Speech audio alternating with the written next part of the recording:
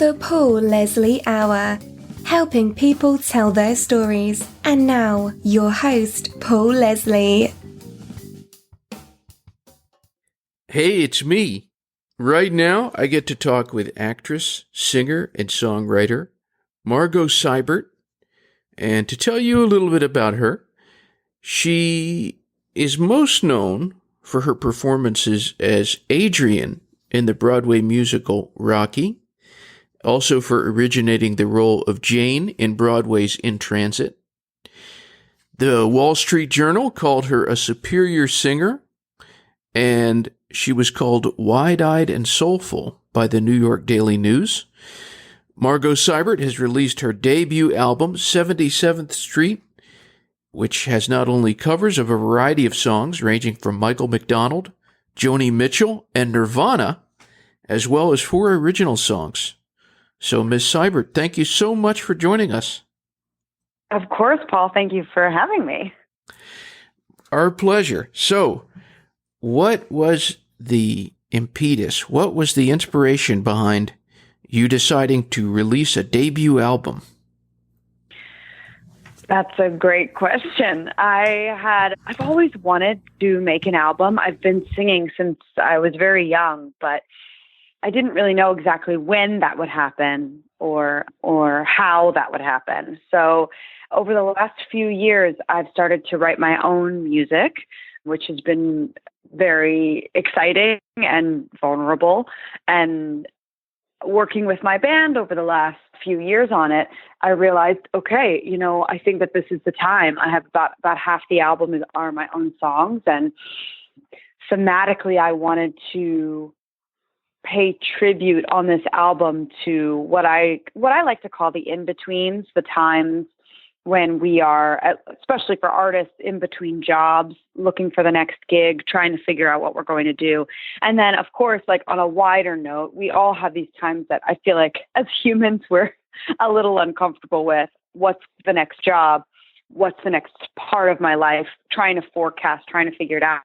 And so I wanted this album to happen during one of those periods in my life. And I was looking for work and trying to figure out what was next. And it kind of felt like what was next was going to be this musical undertaking, this album. It's something I've always wondered about, what you were just mentioning. I would go see a great show, a play or a musical, and then I would see, Thursday is the last performance of this show. What does that feel like when you're at something for such a long time and then that comes to an end? Yeah, it's definitely a life adjustment. I think as you continue to do shows, I don't necessarily think it gets easier, but you get used to it. Sometimes you know when that ending date is going to be, and then sometimes for many Broadway shows, they can open and have years and years and years of a run, or they can be open for a week or a month, and then that's it. And then the next day you get on the subway and you go to your audition and you start the process in many ways all over again.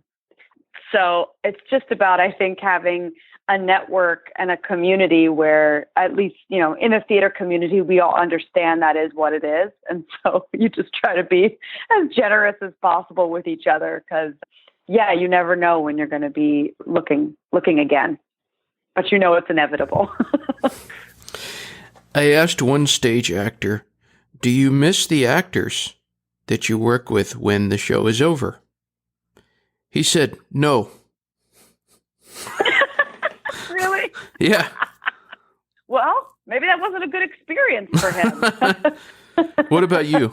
Well, I think it can totally depend on the project.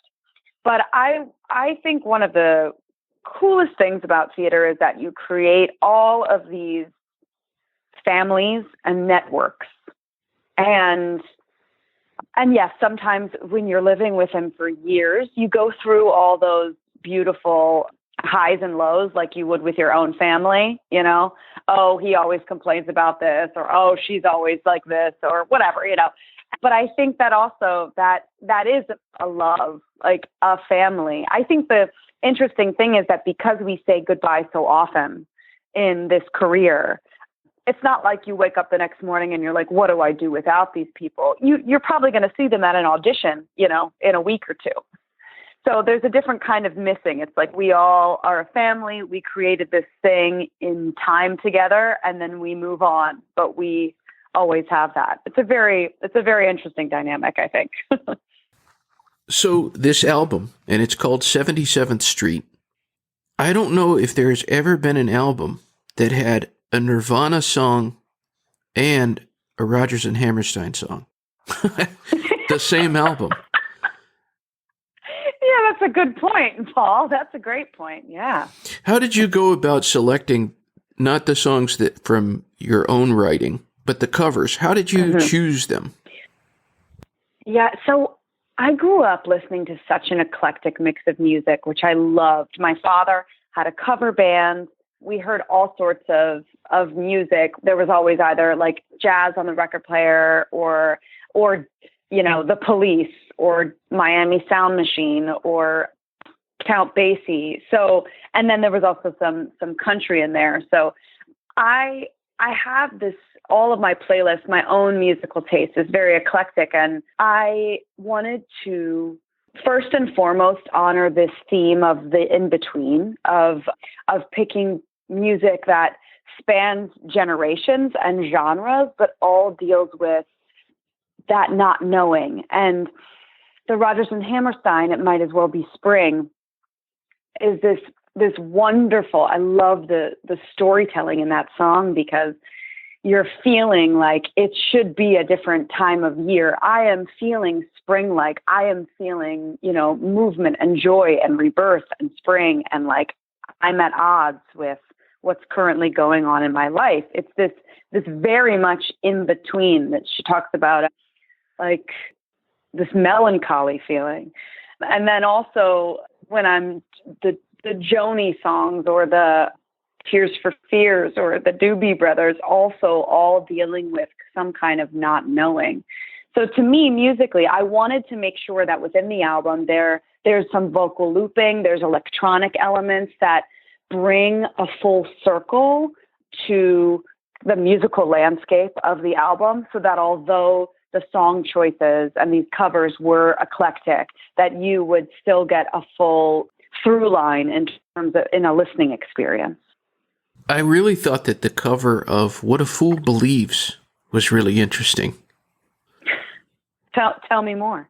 Oh, I just liked it. I mean, first of all, I think that of all of the vocals that Michael McDonald ever did, I always go back to that one. I think that one's great. But it's just cool. I never would have thought of a woman singing it, but I'm glad. Thank you. I love that song. It actually was one of the songs, the first dance my husband and I had at our wedding, because it's such a jam. And I never tire of singing it. I have a phenomenal MD, our music director, Ted Firth, who is one of the best jazz pianists I've ever encountered. And he loved that song as well. So we were really trying to honor the song. It's such a good one. And also add a little bit of a spin to it. And I was really, really happy to get a chance to cover that one. Have you ever met Michael McDonald? Not yet. I think he was just at the Beacon. I think he might be in town.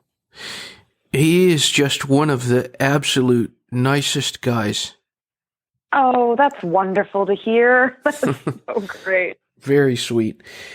Working our way over to your songs, I'm hoping you can tell us about the inspiration behind Make Up Your Mind. Absolutely. So Make Up Your Mind is the first track on the album, and it was a particular period in my life where I was living in Brooklyn.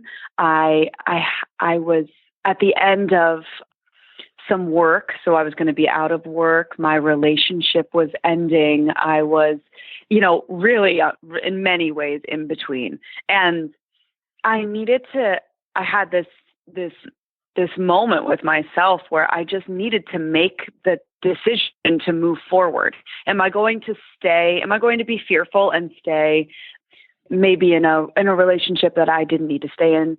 Or was I going to take, a bold step forward and step into the unknown and make a lot of changes? So that there's a little bit of comedy in there at the end of the song, but it was like, you know what, you're old enough now. We got to make these decisions. We got to move forward, and we got to do it stat. So that's the inspiration for Make Up Your Mind. Well, with your permission, we'll play the song. Great, please.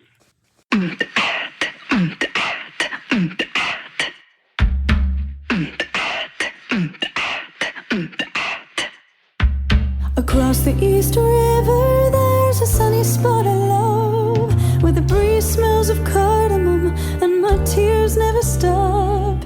And even though I've since claimed the perfect patch of sky, why is it so hard to say goodbye? I wanna scream, make up your mind. Make up your mind.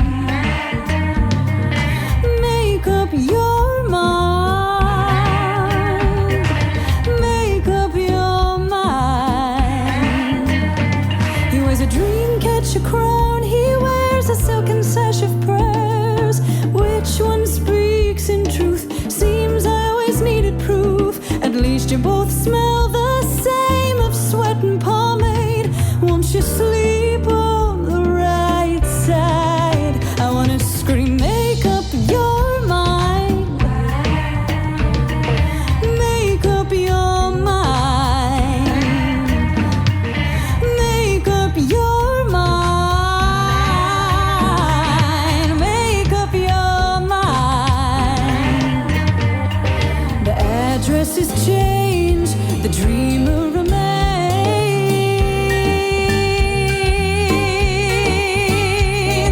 Love is more plentiful than imagined, ripe for the picking and heavy on the bough. A man full of sea, or the one who runs swiftly beside me, or the one with his head in the clouds.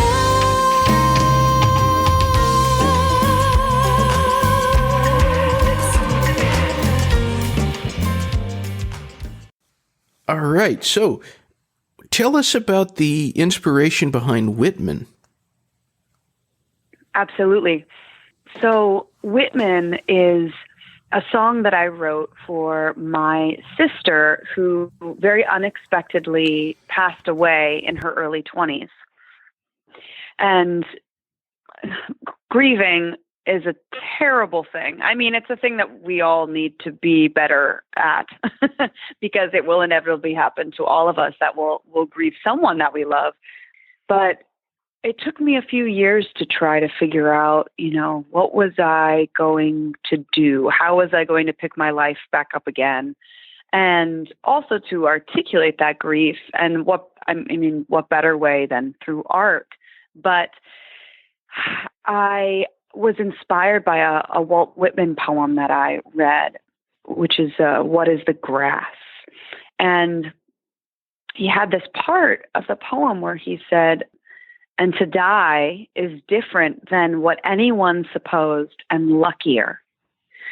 And it was an incredibly helpful thing for me to read because I was very sad. And I feel like the poem gave me this moment of going, okay, maybe I'm viewing this in a narrow way. Maybe to die is luckier than I know because I haven't yet experienced it. And I had this melody that kept kind of haunting me and coming to me. And I realized that it needed to be a song, that in order to honor Megan, I needed to kind of write this song. And it took me a few years to figure out exactly how to do that. And I'm so grateful for it now. I'm very proud of the song. And I also feel like it's a tribute to her. And every time that I get to sing it, it's a healing thing. And I get to say hello to her again. So yeah, I'm really happy with Whitman.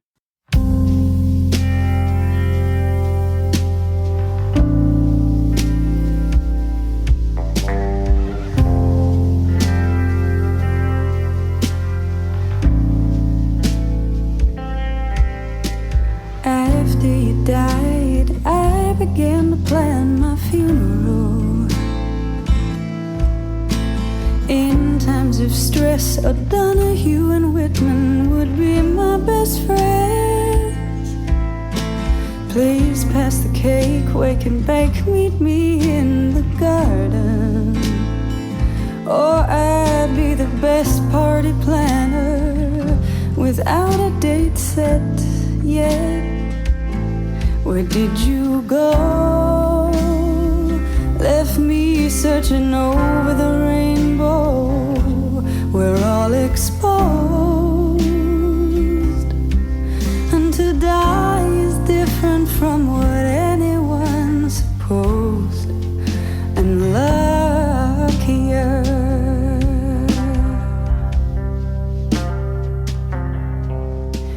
After you died, I got all my affairs in order. Said my goodbyes, didn't cry. Oh, I urge you to do the same. Courts in the jade bat parade, take your mementos. All I ask is that you speak my name. Where did you go? Left me searching over the rainbow. We're all exposed, and to die is different from what anyone supposed, and luckier. That was an excerpt of the song Whitman from Margo Seibert's debut album, 77th Street. Are you a big reader? Are you a big reader? A big reader? Yes, I try to be. I think right now I'm leaning up quite heavily on poetry right now. Some Mary Oliver and John O'Donoghue and Rilke, because I feel like there's so much going on right now in this country that can really get you down. And I'm finding a lot of solace in poetry. So what's your process when you're writing something? How do you do that? That's a great question. I don't play the piano. I don't play guitar. So I think that's why actually songwriting didn't happen for me until only a few years ago. It's because I felt, well, I don't know exactly how to do this. So maybe it's not for me. And so when I am writing, it's a lot of me and GarageBand. And so I did an a cappella musical a few years ago on Broadway, and Deke Sharon, who is an incredible arranger, I think he taught me that I kind of just need my voice to create music. So I will layer, 8, 10 different vocal tracks, and I will kind of make I think this is the bass line, or this might be, what we could use in percussion, all vocally, or finding loops that I enjoy. And then I'll take it to my band and I'll say, like, this is the outline of the song. Can you help me flesh this out? And then we'll work together to make it into a full piece. So it's a very collaborative process by choice and by necessity in a way. So what do you hope somebody gets out of the experience of listening to this album, 77th Street? That's a great question. I'm really hoping that people hopefully listen to the full album, because it was important to me. I love listening to albums in their entirety. And I know that there's a different way now in terms of consuming music, more as singles or EPs. But it was really important to me to have a very eclectic mix of music, and mix of music that there's really a lot of storytelling going on, that you feel this pull, this in-between moment, this not knowing, and that can be super exhilarating in terms of like something's coming from West Side Story, or it can be more of a harder process in terms of Whitman and grieving and not necessarily being exactly where you want to be yet. So I'm hoping that people really enjoy the mix of influences on the album, and that they have kind of a full cathartic experience. Or if they just want to jam out to What a Fool Believes, that's A-okay as well. What is the best thing about being Margot? Oh, wow. I don't think I've ever received this question. The best thing about being Margot, I feel like I'm very, very grateful that when I wake up every day, I feel like Margot has a lot of child in her. And I strive to walk through this world with a lot of amazement, because it is pretty amazing to be here and to get the opportunity to sing that joy and sing that experience. So I'm going to go with childlike amazement. What was it like portraying Adrian in Rocky, the Broadway? Yeah, it was incredible. That was my Broadway debut, and to make a Broadway debut as a leading lady was astounding. And sometimes I still can't believe that it happened. Oh, I think when most people hear of Rocky as a musical, as I did, I rolled my eyes and thought it was kind of a ludicrous idea. And then it happened, and it came into my life, and I was the right fit for Adrian at that moment, and I loved it. I mean, it's a piece that's so near and dear to so many people, and a movie that holds up. I actually just watched it a few weeks ago, and it's such a beautiful, simple, quiet film. And that actually lent itself to adding a musical landscape quite well. And she's such a sad character, a very self-conscious woman that gets really to blossom and come into her own. And I think in a lot of ways, I was able to do that with my own confidence in portraying her, not knowing what this Broadway process was going to be like, and learning and gaining confidence and really coming into my own through the process of portraying Adrian in Rocky. I always like to end my interviews. I let the guests just take the stage. So not just limited to music, you could go anywhere you wanted. What would you say to anyone who's listening in? I would say anyone who's listening in, I think it's so important to remember that we each have something so unique and authentic about ourselves to offer. And I think of that often when I'm auditioning or making something and I'm comparing myself to others. Oh, okay, well, this is popular now, or, oh, she had great success, so let me try to sound like her.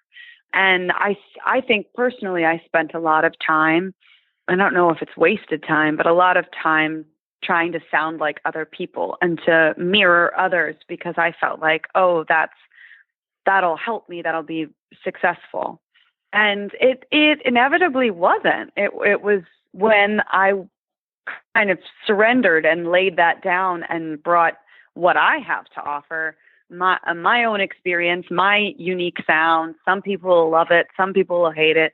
And when I'm able to really be truthful to that and not apologize for that, I have found the most doors open, and that people end up saying yes because they're excited about what you uniquely have to offer.